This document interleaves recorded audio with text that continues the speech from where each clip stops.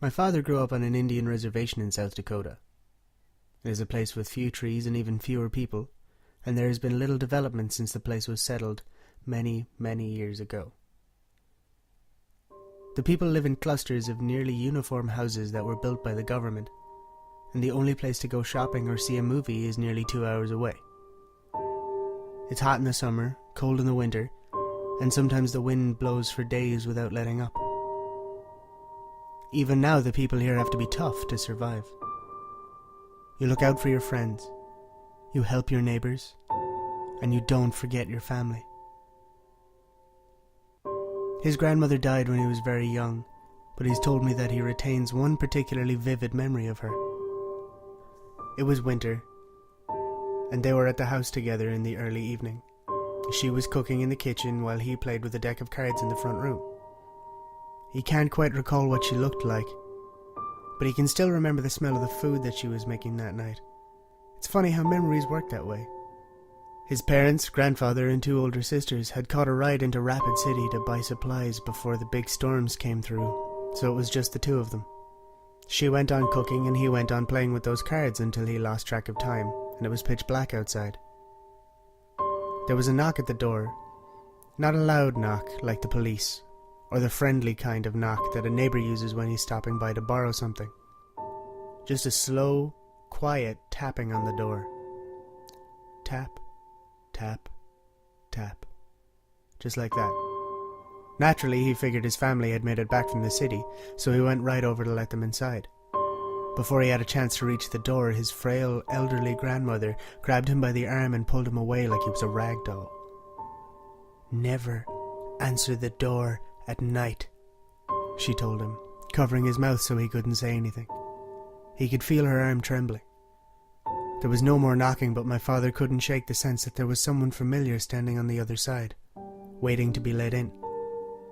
When she finally let go of him, he asked her why she had stopped him. "Sometimes the dead try to come home," she said. There were tears in her eyes.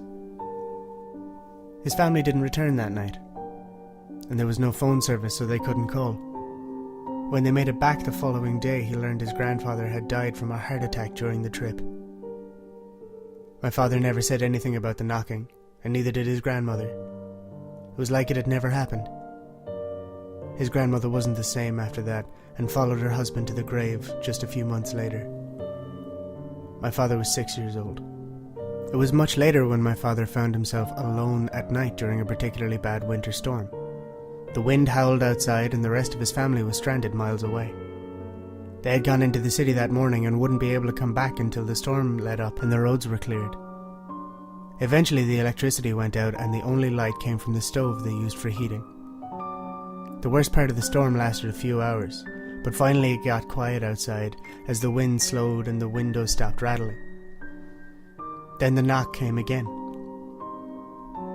That same tapping at the door from years before, like fingers just barely brushing against it. My father couldn't bring himself to look out the window to see if anyone was standing outside, but for some reason he found himself drawn to the door, like he had to open it. It was only when he felt the cold from beneath the door on his bare feet that he stopped. He called outside, asking who was there. "It's me," came a voice from the other side of the door. "Let me inside. It's cold." He recognized the voice since it belonged to his eldest sister. He had his hand on the doorknob when his grandmother's words came back to him and the feeling of her hand grasping his arm. "Never answer the door at night."